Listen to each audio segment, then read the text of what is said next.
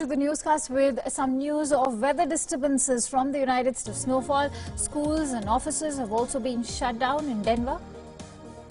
Now, just around 20 kilometers away is Broomfield. The people of this area have seen the most snow in over 3 years. The highest snow totals have been in the foothills of Boulder and Larimer counties, where amounts have reached almost a meter. The Colorado Department of Transportation has urged the residents to stay off the roads while describing the condition as treacherous.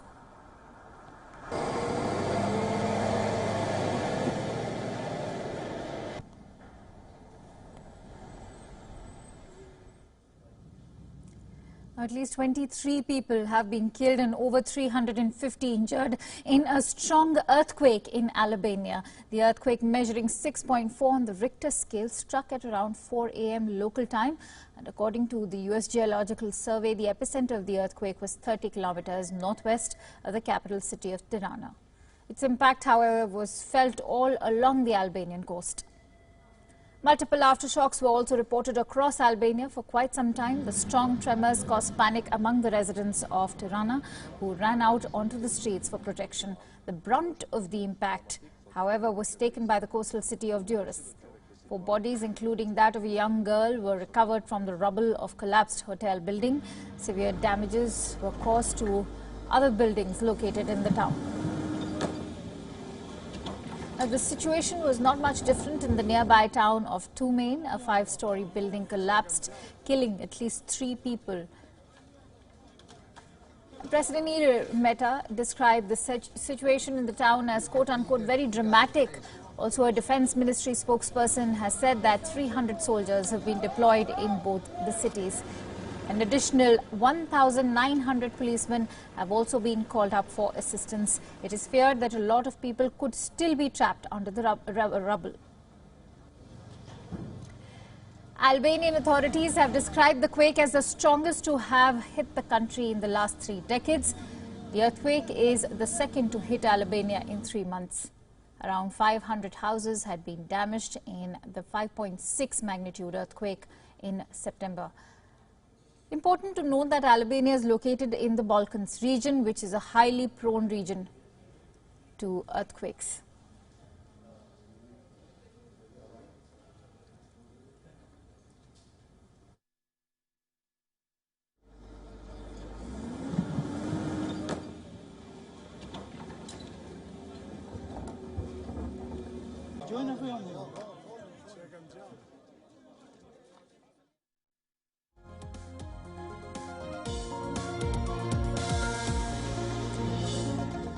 Now, people all around the world are protesting against climate change. It is a topic that has dominated most political debates, but somehow we are falling short of measures to take action.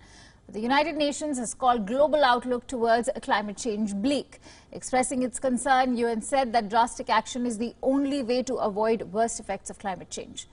An annual Nations Environment Programme report states that countries have collectively failed to stop the growth in global GHG emissions, meaning that deeper and faster cuts are now required. Let's also have a look at more startling findings of the report.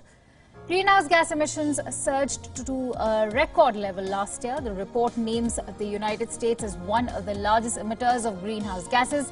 Brazil and Japan have fallen short of their own targets of limiting the emission of greenhouse gases. Nations must halve their 2018 pollution levels by 2030 to meet the Paris Agreement goal of limiting heating to 1.5 degrees Celsius. Let's also have a look at how G20 countries have performed so far in reaching their goal of 2050's emission plans. G20 countries constitute 78% of global emissions. A number of plans have not been acted upon by the G20 nations. In 2009, G20 nations agreed to phase out fossil fuel subsidies. None of the countries have set a deadline for doing so.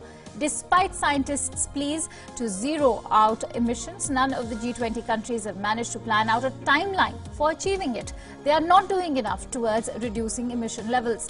The latest report has concluded that many countries are not on track yet. In fact, some countries have not even set their goals high enough. Phasing out of coal has been emphasized upon. Investment in nature also is crucial, as it will give us opportunity to provide buffer.